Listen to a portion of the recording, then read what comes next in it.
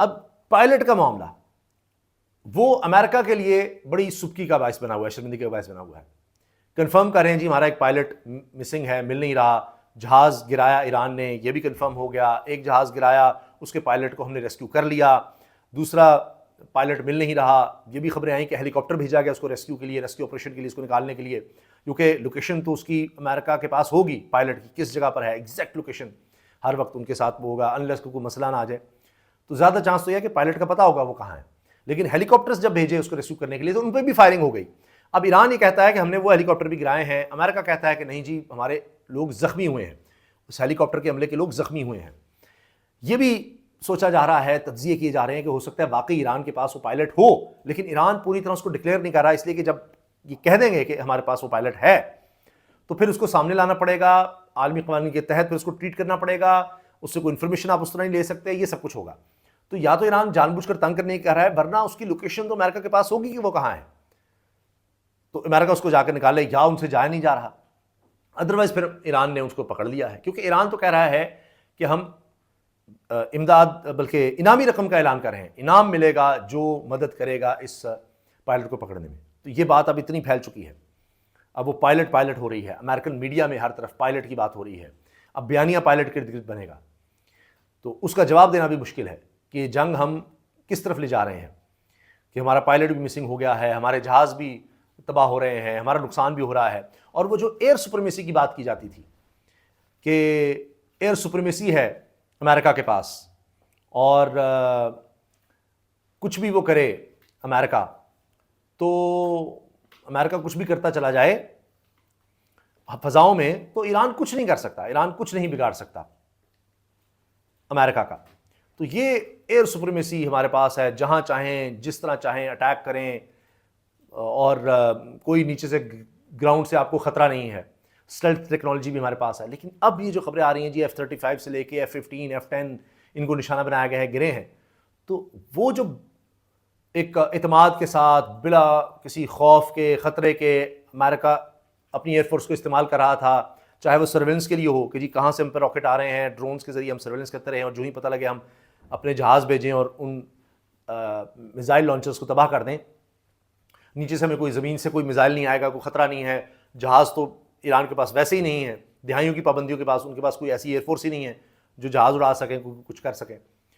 वो अब ख़त्म हो गया है, असल ये मसला आया है। और 6 महीने की इस जंग में सबसे अहम सबसे बड़ी डेवलपमेंट ही ये हुई है कि जी अब चीज़ें बदल गई हैं, और उन चीज़ों के बदलने में ये नज़र आ रहा है कि जनाब अब 6 हफ्ते बाद हमारा तो पायलट मिसिंग हो गया है। और जो बात शुरू हुई थी रिजीम चेंज से, जो बात की जाती थी कि जी हमने इनकी मिसाइल टेक्नोलॉजी खत्म करनी है, इनके लॉन्चर्स खत्म कर देने हैं, यहां तक प्लान्स सुनने में आते थे कि यूरेनियम, अफजूदा यूरेनियम, वो जाकर किसी तरह ग्राउंड फोर्सेस के जरिए हमने हासिल करना है और ले आना है। ये 3 बातें हो रही थी। और अब क्या हो रहा है, वो जी पायलट मिसिंग पायलट, उसका रेस्क्यू ऑपरेशन, उसको ढूंढें, पायलट की तलाश। रजीम चेंज से मामला, मिसाइल टेक्नोलॉजी से मामला, यूरेनियम से मामला चला गया है अब पायलट की तरफ। अब तो फिलहाल पायलट की बात करें आप। ईरान के दावे ये भी हैं कि हमने मोसाद का हेडक्वार्टर भी तबाह कर दिया है, नए हमले हमने किए हैं। ये जी अब 93वीं लहर शुरू हो गई, ये 94वीं लहर, ये 95वीं लहर, वो अगली लहर का आगाज कर देते हैं नए नाम के साथ। ये जी अब हमने ये चीज़ें लॉन्च की हैं। जो खित्ते के ममालिक हैं, खलीजी ममालिक, वो अभी भी परेशान हैं कि जी हम क्या करें, चीज़ें हमारे कंट्रोल में तो आ नहीं रही, हालात कंट्रोल नहीं हो रहे, हमारी साख तो तबाह हो गई, इसराइल की साख भी तबाह हो चुकी है कि जी वहाँ भी कोई मिसाइल नहीं गिर सकता, आयरन डोम है वो भी काम खत्म हो गया। तो कितना अरसे इस जंग को कंटिन्यू रखा जा सकता है, ये सवाल है। इसीलिए अब हमें लग रहा है कि ट्रंप ने ये कहा है कि जी अब 48 घंटे हैं, या तो आपने हुर्मुज़ खोलें या जंग बंदी की तरफ आएँ, कोई मुज़ाकरात ऐसे कर लें, वरना फिर हम क़यामत बर्पा कर देंगे। तो अब देखिए क्या होता है। हो सकता है कि ट्रंप एक बहुत बड़ा हमला करके फिर यकतरफा तौर पर कह दें कि जी हम जंग जीत गए हैं, हमारी तरफ से जंग खत्म है। क्योंकि कहीं ईरान कह रहा है जी सिवाय इसराइल अमेरिका के बाकी सब जहाज़ों को आपने हुर्मुज़ से गुजरने की इजाज़त है। अब फ्रांस और जापान के जहाज़ भी गुजार दिए हमने, वो इस तरह के ऐलानात कर रहे हैं। तो इससे ईरान चाह रहा है कि जो उसके खिलाफ एक रायनामा है उसमें भी कुछ कमी आ सके कि जी किसी का भी जहाज़ नहीं गुजर रहा, हमने इसको चोक कर दिया, बंद कर दिया है और इसी से हमने प्रेशर बिल्ड किया है, तो आपने हुर्मुज़ खोलने का सवाल ही नहीं पैदा होता। फिर जो आलमी प्रेशर बना हुआ है, इकॉनमी नीचे जा रही है, पेट्रोल गैस इतनी महंगी हो गई है, तो ये प्रेशर कम हो जाएगा। बाकी अभी इराक से भी खबर आई कि वहाँ भी कुछ ऑयल गैस की तनसीबात को निशाना बनाया गया है, और यानी खित्ते में जितने ममालिक हैं कहीं भी हमें स्टेबिलिटी नज़र नहीं आ रही। तो ये तभी आएगी जब जंगबंदी होगी, उसकी भी फौरी कोई सूरत हाल नज़र नहीं आ रही। और अभी देखिए ट्रंप ने जो नई धमकी दी है, इसके बाद अब क्या होता है। अगले 48 घंटे अब इस लिहाज से बहुत अहम हो गए हैं, जंग कहीं अगले किसी फेज़ में दाखिल हो सकती है, नुकसान हर किसी का हो रहा है। तो देखते हैं कि क्या होता है, उस बारे में भी आपको आगाह रखेंगे।